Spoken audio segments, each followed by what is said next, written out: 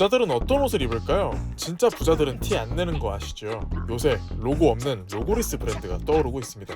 스텔스 럭셔리라고도 하는데요. 이런 느낌, 여러분들은 어떤 브랜드가 떠오르시나요? 명품들의 명품 에르메스, 전통의 폴로 랄프 로렌, 찐 부자들의 브랜드 로로피아나, 이렇게 올드머니로 대표되는 여러 브랜드들이 있습니다. 그 중에서도 최근 가장 대세인 브랜드, 제가 오늘 직접 다녀오고 여러분께 들려드릴 브랜드는 르메르입니다.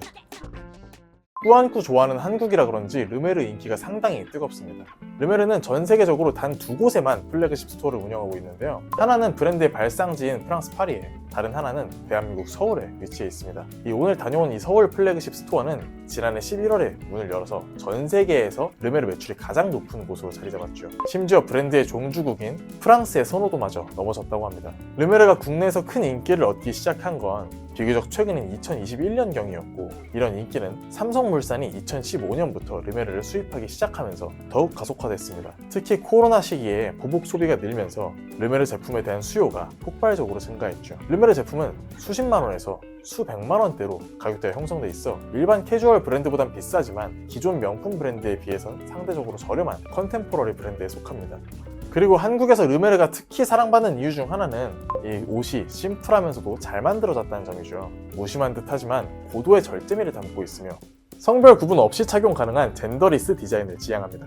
이로 인해 남성 고객들에게도 큰 인기를 끌고 있는데요. 르메르 옷은 색감이나 실루엣에서 통일감을 줘서 남성과 여성복의 경계가 모호하며 여성복 사이즈도 넉넉하게 나와서 성별에 상관없이 많은 사람들이 선택할 수 있습니다. 또한 르메르의 의류는 한국 남성들이 선호하는 너무 튀지 않는 룩과 잘 어울려 르메르가 한국에서 매출 1위를 기록하는 데 큰 도움을 줬습니다. 이는 과거에 유행했던 이 모나미 룩처럼 과하지 않지만 스타일리시한 룩을 선호하는 취향과도 잘 맞는 거죠.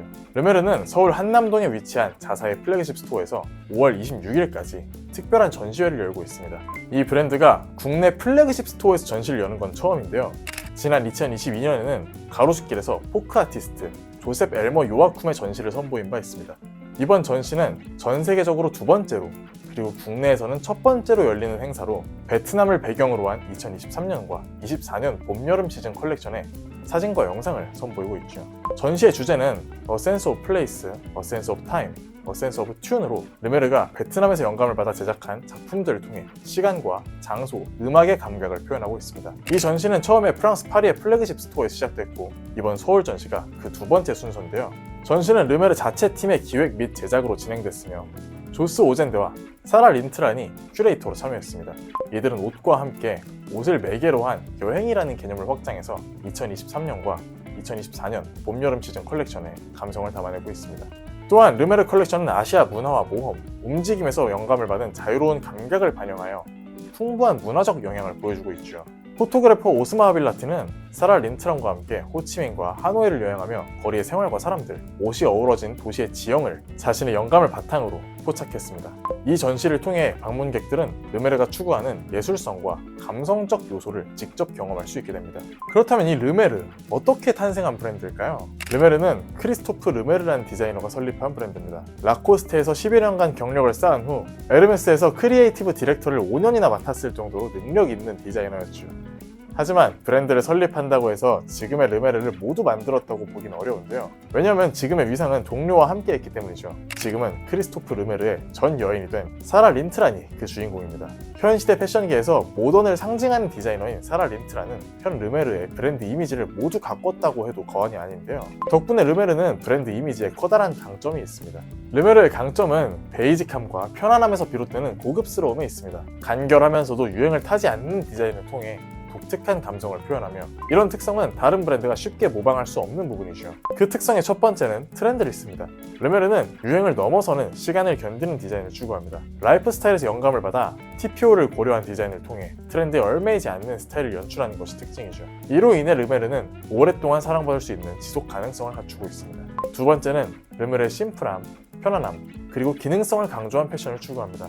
커다란 로고나 화려한 장식 없이 의류의 근본적인 디자인과 소재에 집중하여 이를 통해 착용자가 자신의 정체성을 주체적으로 찾아갈 수 있도록 디자인하죠. 세 번째는 톤 다운된 차분한 컬러와 세심한 테일러링입니다.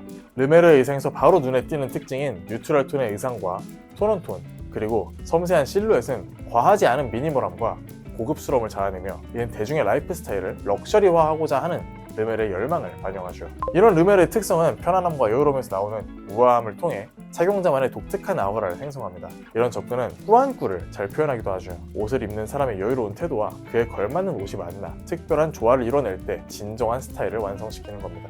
샤넬, 에르메스, 루이비통 같은 전통적인 명품 브랜드들이 오랜 기간 동안 시장을 주도해왔지만 최근에는 이런 기성 명품 시장에 변화의 바람이 불고 있습니다.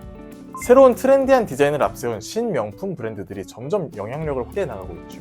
이런 신명품에 대한 관심은 특히 MZ세대 소비자들 사이에서 두드러지며 아미, 르메르, 메종 키치네 등이 이 새로운 트렌드의 선두주자로 자리 잡고 있습니다.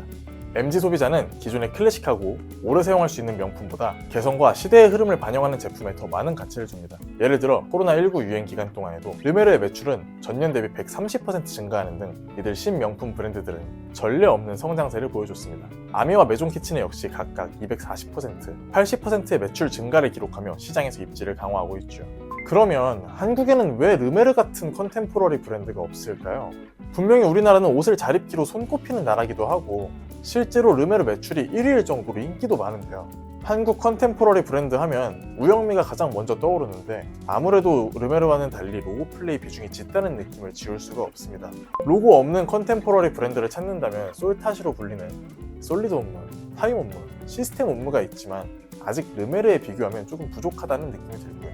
분명 품질이 부족한 건 아닌데 패션을 사랑하기로 유명하고 르메르를 본국보다 사랑하는 한국에서 비슷한 느낌의 브랜드가 런칭되지 않는 이유는 조금 궁금하기도 합니다. 왜일까요? 혹시 디자인이 부족한 걸까요? 여러분들의 생각을 댓글로 남겨주시면 좋을 것 같습니다. 이렇게 현 시대 패션 트렌드의 중심이라고 할 수 있는 르메르에 대해 알아봤는데요. 르메르 매력에 푹 빠지셨나요? 저는 그럼 다음번에는 더 재밌는 영상으로 찾아뵙겠습니다. 오늘 영상은 여기까지. 르메르였습니다.